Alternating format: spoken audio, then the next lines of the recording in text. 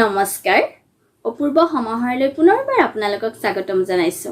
আজি মই আপোনালোকৰ আগত এটা নতুন ৰেচিপি লৈ আহিছো, হেতু হৈছে কণীৰ দম। আপোনালোকে কণীৰ জোল বুলিও ক'ব পাৰে। আহকচোন মইনো কেনেদৰে কণীৰ দম বা কণীৰ জোল বনাও, আৰু মোৰ চেনেলটোত যদি আপোনালোক নতুন হয় তেনেহলে এটা সাবস্ক্ৰাইব কৰি দিব আৰু লাইক কমেন্ট শেয়াৰ কৰি দিব নাপাহৰিব। আহকচোন মইনো কেনেদৰে কণীৰ দম বনাও। কণীৰ জোল বা কণীৰ দম বনাবলৈ মই লৈছোঁ 5টা বিলাহী লৈছোঁ, এটা আলু লৈছোঁ আৰু এই 5টা কণী লৈছোঁ। বিলাহী আৰু আলুটো মই এটা কুকাৰত দি দিম। কুকাৰত মই বইল কৰি ল'ম, মাত্ৰ এটা হুইচেল দিম আৰু কণীটো মই বেলেগ এটা কুকাৰত বইল কৰি ল'ম। কাৰণ বিলাহী আলুৰ লগত মই কণী নিদিওঁ, কাৰণ কণীৰ বাকলিত এটা বেক্টেৰিয়া থাকে।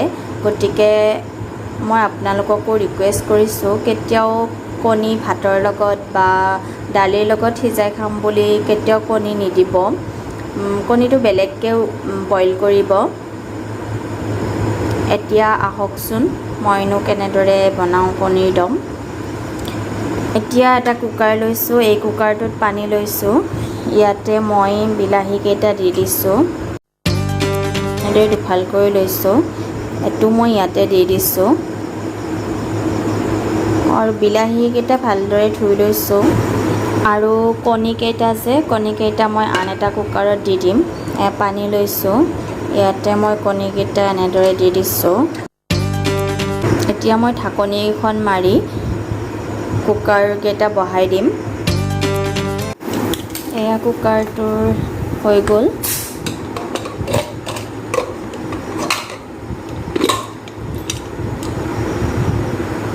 এয়া দেখিছেনে, এয়া বিলাহীটো দেখিছেনে। এই বাকলিটো এনেদৰে উলিয়াই ল'বৰ কাৰণে মই এনেদৰে কুকাৰত দিওঁ, কাৰণ মই এই বাকলিটো একদম ভাল নাপাওঁ।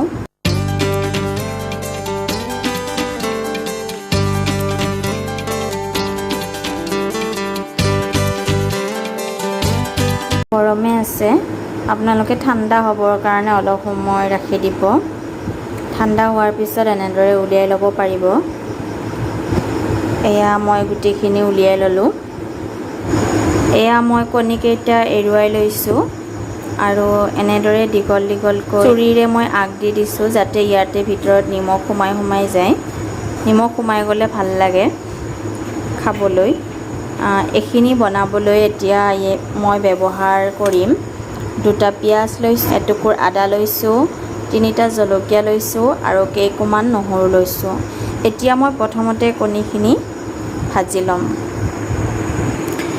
এতিয়া কেৰাহীটো মোৰ গৰম হৈ গৈছে। মই ইয়াতে দিছোঁ তেল।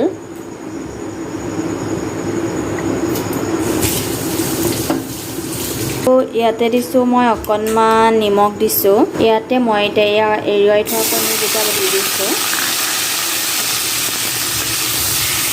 আপোনালোকে ভিডিঅ'টো শেষলৈ চাই যাবচোন। ইয়াতে দিছোঁ অকণমান হালধি দি দিছোঁ।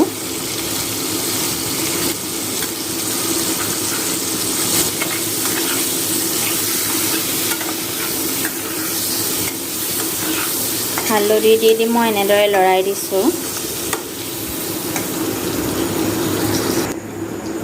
এয়া বিলাহী আলুখিনি মই এনেদৰে ভাঙি লৈছোঁ। এয়া মোৰ কণী ভাজি হৈ গ'ল। এতিয়া ইয়াতে অকণমান তেল ৰখি গৈছে, এইখিনি ইয়াতে মই আৰু অকণমান তেল দি দিছোঁ। এতিয়া মই এয়া পিঁয়াজ 2টা যে লৈছিলোঁ, এই 2টা এনেদৰে কাটি দি দিছোঁ।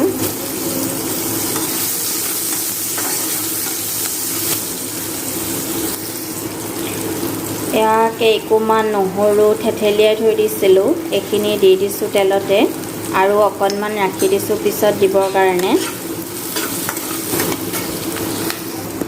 আৰু ইয়াতে দিছোঁ মই কেইটামান পাঁচফোৰণ, তেলতে দি দিছোঁ। পাঁচফোৰণ দিলে চেণ্টটো ভাল হয় আৰু খাবলৈ ভাল লাগে। এই পিঁয়াজটো মই এতিয়া ৰঙচুৱা হোৱালৈকে ভাজিম।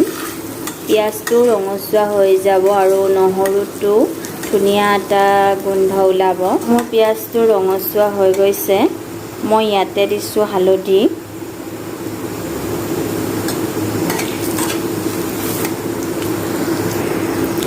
আৰু এতিয়া ইয়াতে দিছোঁ এয়া মই যে বিলাহী আৰু আলুটো এনেদৰে ভাঙি থৈ দিছিলোঁ এইখিনি মই এতিয়া ইয়াতে পেলাই দিছোঁ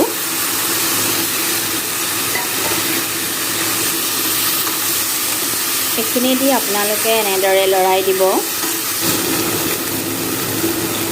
আৰু ইয়াতে দিব সোৱাদ অনুযায়ী নিমখ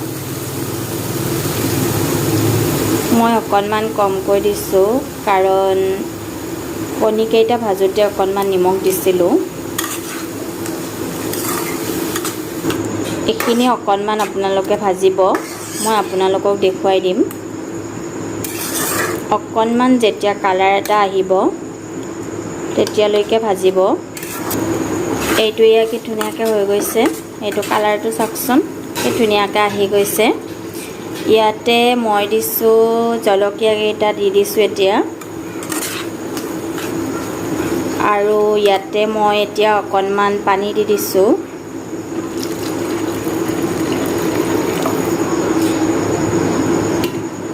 এইকণ পানী দি দিছোঁ আপোনালোকক বেছি লাগিলে বেছিকৈ পানী দি দিব মই এইখিনি দি দিছোঁ এতিয়া এইখিনি উতলিব দিম উতলিছে ইয়াতে মই এতিয়া দিছোঁ তেতিয়া আদা আৰু নহৰু থেতেলিয়াই থৈ দিছিলোঁ এইখিনি দি দিছোঁ ইয়াতে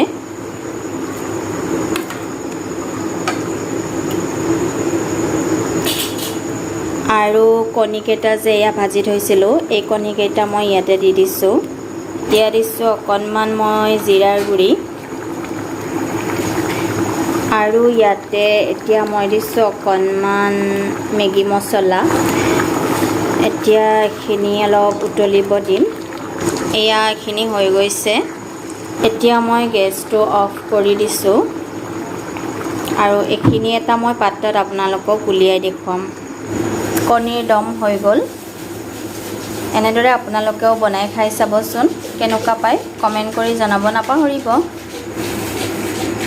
ইয়াতে ভাল পালে বুলি আশা কৰিলোঁ আপোনালোকে এনেদৰে কণীৰ দম বা কণীৰ জোল বনাই খাই চাবচোন বাৰে বাৰে খাই থাকিব মন যাব আৰু মোৰ চেনেলটো যদি এতিয়ালৈ ছাবস্ক্ৰাইব কৰা নাই প্লিজ ছাবস্ক্ৰাইব কৰি দিব আৰু লাইক কমেণ্ট শ্বেয়াৰ কৰি দিব নাপাহৰিব আজিলৈ বাই বাই